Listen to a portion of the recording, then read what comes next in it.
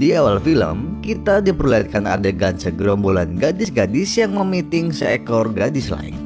Si gadis yang dikeroyok mengancam akan melaporkan mereka menjual mayat pasien ke black market. Para gadis suster lalu menahannya di atas ranjang pasien. Si gadis malang lalu ditusuk sampai mati. Lalu terlihat seorang dokter menelpon kliennya yang hendak membeli mayat. Sementara 4 orang suster yang membersihkan mayat tersebut dan 2 orang suster lagi berdiri dengan tampak syok. 7 hari kemudian, terlihat sang dokter menelpon kliennya yang tidak mengambil mayatnya sesuai perjanjian. Lalu si dokter melihat foto gadis yang dibunuh kemarin dan ia teringat masa lalu. Rupanya gadis bernama Tahwan tersebut ingin menikah dengan si dokter. Kemudian datang Nuk, adik Tahwan yang juga berprofesi sebagai suster di sana. Baju suster macam apa ini? Jadi pengen sakit saya rasanya. Di depan telepon umum, si dokter memasang foto Nuk sebagai wallpaper HP-nya. Kemudian, sang dokter kembali masuk dalam gedung dan menerima penghargaan sebagai dokter terbaik tahun itu. Sementara itu di rumah sakit, para suster sedang asik nongkrong. Di sana ada Aib yang maniak dandan, Joe yang hobi ngelepeh makanan, Jim si bengis hobi olahraga, Nuk si pelakor, serta Am dan Orn, pasangan suster les biola yang hobi adu serabi lempit. Malamnya, karena Kismin dan gak mampu membeli perhiasan asli, Ae mengunting foto perhiasan dari majalah dan memakainya agar terlihat cantik. Tapi tiba-tiba ada yang mencolek leher jenjang Ae dari belakang. Tak peduli dengan hal ini, Ae lanjut memasang gambar anting mewah ke kupingnya. Tapi antingnya nyelip. Terus mbak, terus rogoh yang dalam. Selesai memasang perhiasan super duper KW, Ae pun ngaca dan bergaya. Tapi tiba-tiba ada yang menggerayangi pipi mulusnya. Ae pun kaget kala sosok mengerikan keluar dari dalam tasnya dan merayap mendekatinya. Tapi waktu Ae mau ambil gunting, sosok itu lenyap. Ae langsung lari ke lorong rumah sakit dan menggenggam sebuah batang besi. Dan pegangannya sulit lepas. Saya paham mbak, kalau udah megang batang emang susah lepasnya. Seketika Ae melihat sosok Tahwan yang berubah menjadi demit serba gelap yang mencekik dirinya. Sementara itu di ruangan para suster, Am dan Orn si kembar les biola lagi asik main poame-ame. Iya saya nggak ngerti kenapa.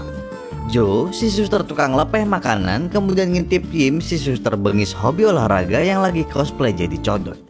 Jim marah dan mengusir Joe lalu lanjut berolahraga. Tapi tiba-tiba kakinya nyangkut dan ia terjatuh. Jim yang bete akhirnya memutuskan untuk mandi. Nah, spesial buat kalian para penonton setia, habis ini saya akan menunjukkan adegan mandi full tanpa sensor. Dan Jim pun mandi sambil basah, masih menggunakan celana gemes dan tank top. Ngopo mbak, nek mandi kan dilepas bajunya. Ya sudahlah. Jim lalu memijit botol sampo dan keluar maksud saya rambut dari samponya. Usai mandi, Jim lanjut angkat barbel. Tapi seketika barbelnya melayang sendiri dan menyerang dirinya. Kemudian Jim diserang oleh tiupan kipas angin yang membuat rambutnya melayang ke udara.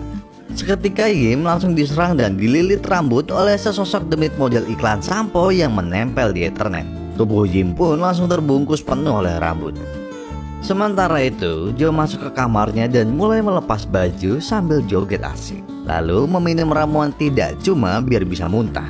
Joe kemudian pergi ke kamar mandi untuk membersihkan mulutnya. Tapi ada tangan yang ketinggalan. Waktu Joe lagi asik sikat gigi, tiba-tiba di belakangnya muncul sosok demit yang perlahan naik-naik ke atas dinding. Joe pun langsung dipaksa sikat gigi oleh si demit. Pas Joe kabur keluar, tiba-tiba tangannya menghitam layaknya lagi haki. Tangan Joe yang kesurupan langsung menjambak rambutnya sendiri dan membuatnya terjatuh. Sementara itu, si dokter rupanya masih ada di telepon umum. Pas mau nyebat, tiba-tiba dia teringat masa lalunya bersama sobat karibnya yang bernama Tuangit. Si dokter dan Tuangit ini cukup akrab, sampai mandi aja barengan. Kayaknya nggak gitu definisi dari kata akrab. Kemudian si dokter membuka bagasi mobilnya, yang rupanya menjadi tempat penyimpanan mayat Tahwan yang diawetkan dengan es batu. Di rumah sakit, Nuk pergi ke toilet dan memperlihatkan sebatang tespek. Rupanya Nuk hamil. Pas Nuk balik ke ruangan para suster, Nuk kaget melihat si kembar les biola yang tangannya hitam dan nempel ke meja. Sementara di sofa terlihat demit Tahwan berpose dengan santuy. Nuk pun memilih kabur ke kamar mayat. Sungguh sebuah pilihan yang amat bijaksana.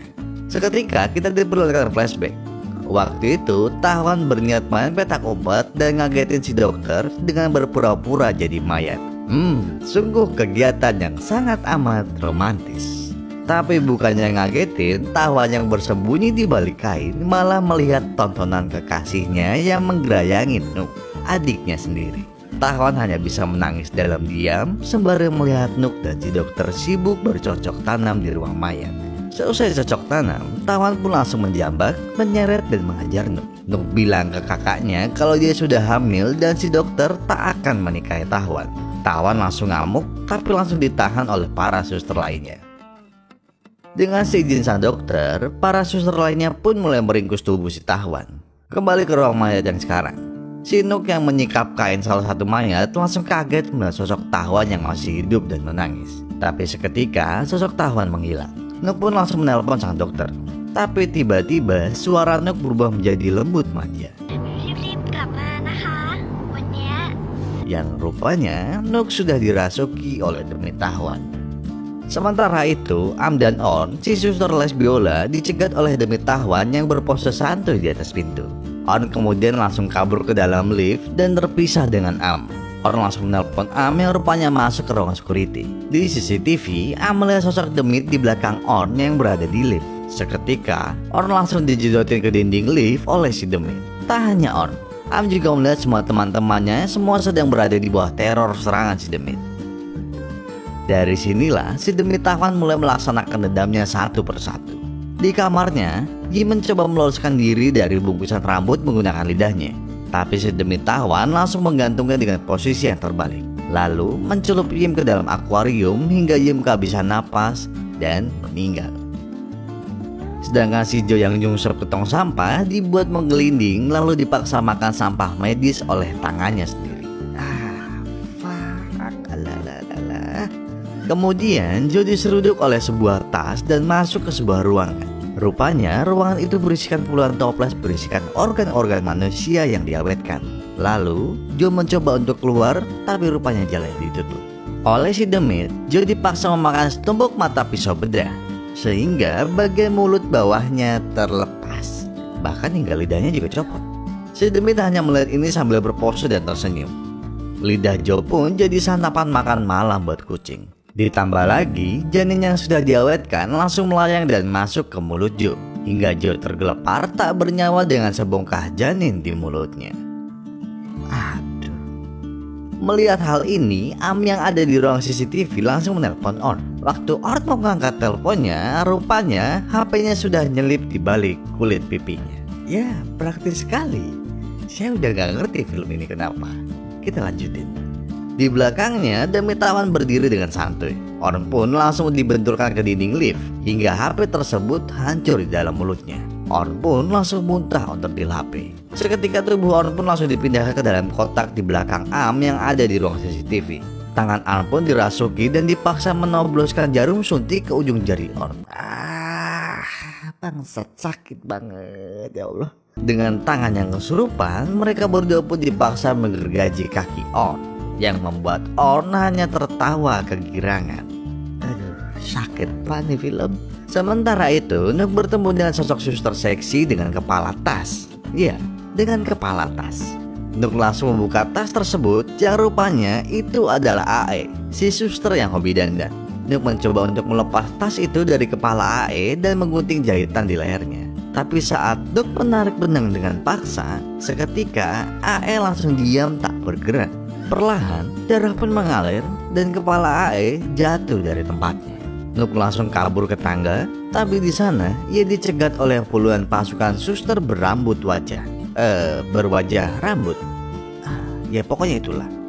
Akhirnya, bermodalkan sebuah tespek, Nuk pun memberi perlawanan yang luar biasa sengit terhadap rombongan suster Demit tersebut. Luar biasa, ya. Sementara itu di ruang CCTV, kini On sudah tak bernyawa dan berendam di endapan sup buah tomat. Karena pasangan les biolanya sudah pergi, Am pun turut menghabisi nyawanya sendiri dengan sebongkah gergaji. Si dokter yang lagi OTW ke rumah sakit kembali teringat akan masa lalunya. Rupanya si dokter ini cukup fleksibel soal urusan lubang dan suka tidur dengan sobat karibnya sendiri, yaitu si Tuangin. Tuangin mengajak si dokter untuk menikah, tapi si dokter bilang kalau tidak mungkin ia menikahi seorang pria. Ya nggak salah, cuma ya udahlah. Di rumah sakit, Nuk pun sudah berhasil mengalahkan pasukan Suster Demit dengan tes pack dan lari keluar rumah sakit. Tapi di lapangan jemuran rumah sakit, Nuk kembali diteror oleh si Demit Tahwan hingga Nuk terjerembab. Nuk mencoba untuk memohon belas kasihan karena dirinya mengandung seekor anak. Tapi Demit Tahwan hanya memandanginya dengan tatapan bengis. Perut Nuk pun langsung ditusuk menggunakan pasak jemuran oleh si Demit. Hingga akhirnya lambang rumah sakit jatuh dan menggelinding melindas tubuh Nuk yang telentang tak berdaya. Setelah itu kita diperlihatkan flashback lagi. Rupanya dulu semua suster korban Demit ini pernah jadi korban cinta si dokter fuckboy. Dari si On yang diyakinkan bahwa pipinya mulus dan cantik, si Ae yang dimanjakan dengan barang-barang bermerek, si Yim yang disemangati untuk berolahraga agar tubuhnya makin kencang, hingga si Jo yang digoda dengan makanan. Semua suster tersebut disantap keindahan tubuhnya oleh si dokter dengan memanfaatkan obsesinya masing-masing. Tak lama kemudian terlihat sang dokter menggotong mayat Tahwan ke rumah sakit. Tapi tiba-tiba di ujung lorong ia melihat Tahwan yang menggunakan baju pengantin. Tahwan perlahan berjalan ke arah si dokter sembari meneteskan darah. Di sini diperlihatkan bahwa rupanya Tahwan dulu menjalani operasi kelamin. Ternyata Tahwan adalah Tuangit yang operasi kelamin agar bisa menikah dengan si dokter. Bahkan selesai operasi, si dokter dipaksa meraba rudalnya yang sudah berevolusi menjadi serabi lempit. Oh ya, pantas kebanyakan pose. Oh ya, Demitnya mas-mas KW kok. Mbak, maksud saya Mas, Ses, kita panggil Ses. Ses Tahwan pun langsung menekan tubuh sang dokter ke dinding dan memaksa untuk dikawini. Ya. Tapi seketika Nuk datang membawa sebongkah korek. Rupanya Nuk gagal mati waktu tertimpa lambang rumah sakit karena berhasil menghindar. Nuk langsung membakar jasad Tahwan, sehingga Demit Tahwan langsung lenyap ke dalam endapan si stomat. Si dokter dan Nuk pun langsung berlari pergi. Tapi tiba-tiba Nuk kesakitan seolah ingin membrojolkan seekor bayi. Tanpa disangka dari serabi lempit Nuk keluarlah sebatang bences, yakni si Demit Tahwan. Maksud saya Ses Tahwan. Si Demit kemudian berubah menjadi sosok seekor pria tulen yang mendekati sang dokter lagi. Dan lagi-lagi ia minta dihalalkan.